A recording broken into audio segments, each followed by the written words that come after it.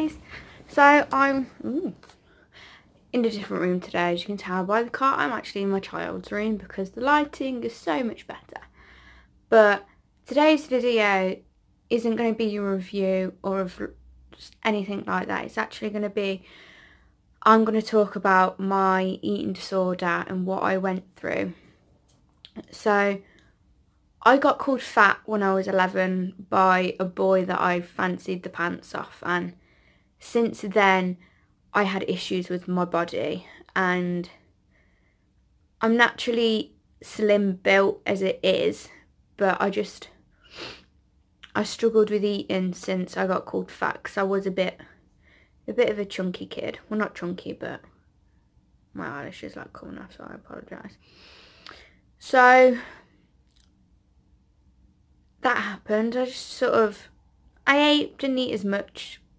I thought, I'm small, I won't be eating a lot as it is anyway. But then I got into year 11 when I was 14, because I was one of the youngest in the year, and I got into a horrible relationship where I lost most of my friends, and it was a very toxic relationship. I was being mentally abused, emotionally abused and physically abused, and that ended, and I lost myself completely.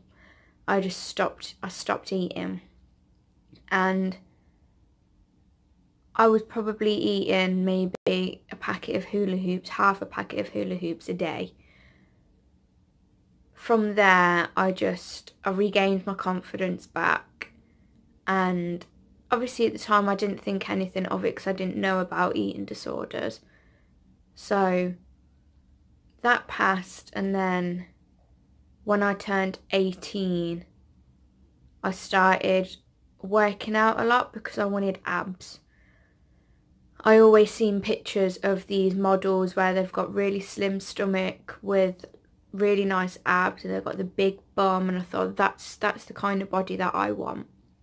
So I worked out a hell of a lot. Luckily for me, I've got a big bum anyway, so I didn't have to work for that.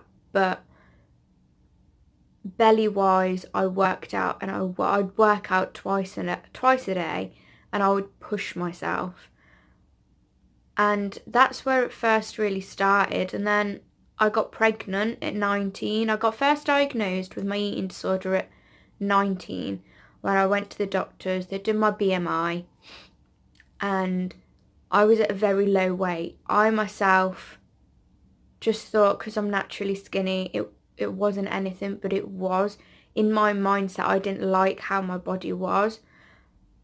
So my doctors referred me to an eating disorder unit to go for an initial assessment so I could talk to someone.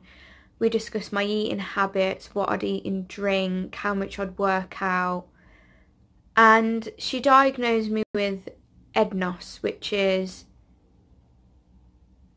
basically something like eating disorder, not something. But because I was still having periods, I couldn't be classed as anorexic. They said the guideline is so tight for anorexia that you can't have periods and all sorts just to be classed as it. But they've recently changed, so they said because I was still having monthly periods, I would be anorexic, but they wouldn't be able to diagnose it as that fully. So then I got referred then to a dietitian because I was self-harming as well. I'd just been diagnosed with bipolar. I had a self-harm addiction. I was drinking non-stop. I was basically in a rut, as you would have known if you've seen my pregnancy video. I was in a rut, and I found out I was pregnant at 19. So my pregnancy, I had scans every couple of weeks because of how much I wasn't eating. They wanted to see if the baby would be growing at an alright weight. So I had all my scans, my eating. I ate fine. I ate quite a lot considering I had an eating disorder before, but I put my unborn child before my habit, which was a really, really big thing for me. And seeing myself pregnant, I hated my body. I thought I was disgusting, and it was really hard for me to cope with. And after pregnancy, I started working out again because I wanted to get my figure back. And it got to the point where my weight went down to 5.5 stone. I wasn't eating, and I was just so ill all the time. So I pushed myself and went back to the doctors. I got referred back to the eating disorder unit, and I said to them, I need the help, because I need to do this for my child, because I was 1 pound away from being admitted into hospital as an inpatient and staying there until I was better. That for me was a big thing, because I didn't want to go without seeing my child. And it was just really hard for me. So I got put into a group with other people. I had counselling on the side. I went to my group, and I ended up being kicked out of my group because I was ill for a day where I was throwing up. I had food poisoning. When you go to these groups, you're not allowed to be sick in the building and stuff like that, because it can obviously trigger other people. So I rang up and said, right, I'm not coming in today. I'm ill. I'm throwing up. And they said, okay, that's fine. They rang me a few days later and said, we can't let you carry on with your recovery because you won't recover. So I thought, right, do you know what? Fuck you. I'm going to do this on my own. And I did. I did do it on my own. For a good year, done it on my own. I ate, I had the right support from my family, and I did do so well. And then it got to a point where when I was 20, turning 21, I hit a wall and I relapsed again. I went back down to 5.5 stone, and I was just in a really, really bad place again. I'd started to self-harm again. I just wasn't eating, and I was back in this rut where I did not want to be. And it was just horrible. Not a lot of people think with anorexia you just starve yourself. It's not that. It's to do with mental side effects as well. I appeared online to everyone that I loved my body, when inside I really didn't. I hated it. But I didn't like coming across as weak to other people. So I would come across that I was strong. I didn't give a shit what anyone said. I was this rock hard person that loved their body. I didn't. I posted pictures of my body, and I would get constant compliments on it, which it was nice, but my body wasn't healthy. It wasn't at a good weight, and it was just, my body was starting to shut down. I was constantly ill, and my bones were starting to not be very well. So I started to just drink again, and I was out most weekends drinking because I had a relationship that ended, and it really took a toll on me. That's what triggered me off to a depressive state where I was just in a bad place.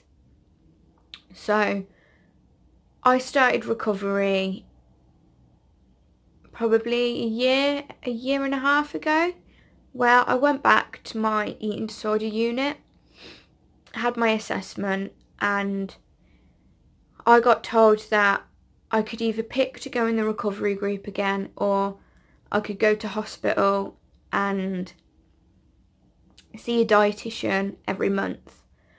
So I picked the dietitian. I again was back at 5.5 stone, 1 pound away from being admitted into hospital. So I got into a relationship, which I'm still in now, which has really, really helped me.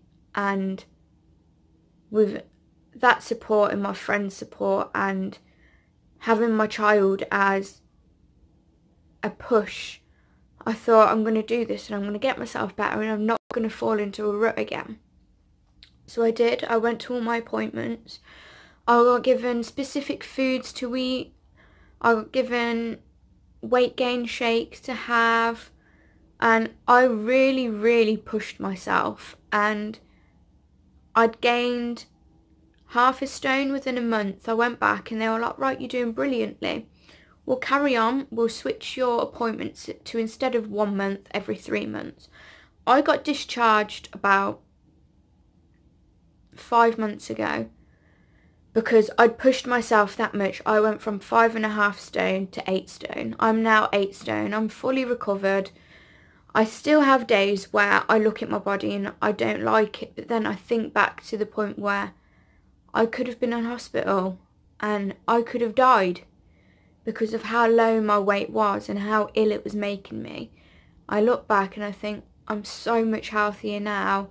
I've got such a nicer body. I've got really nice curves. I've just gained the weight that I wanted to and I feel so much healthier. I don't get ill as much anymore. I don't have as many problems as I did from when I had the eating disorder. And as much as people go, she's skinny, she's got an eating disorder, it's not like that. You can be skinny, naturally skinny, and be a healthy weight. If you notice slight things where you're not eating as much, you're constantly working out, you don't like your body, and you're starting to rapidly lose weight, that's when you need to look and think, I need to stop this, because that's how I started. I started eating less, I started working out a lot more, and I didn't like the look of my body. And the media influenced me so much from posting these pictures of women skinny with big bums and big boobs. That's what girls want to look like, and that's what girls will try their best to look like, but you shouldn't do that, because I was there, I've been there, I've done that. It made me ill. That is not what you want to be like. You don't want to put yourself through damaging your body constantly. I'm left with problems now from when I had my eating disorder that'll stay with me forever. And that's my punishment, because I put myself through that. I may be healthier, but I've still got these lifelong issues that I'm having to deal with. I still get now the mental side of an eating disorder where I look at myself and I hate my body. And I can't go back to how it was. But people look at eating disorders as she starves herself, so that's anorexia. It's not that at all. The mental side takes such a toll on somebody. And even bigger people that are bigger sizes can have anorexia. And when people say eating disorders, you automatically think anorexia.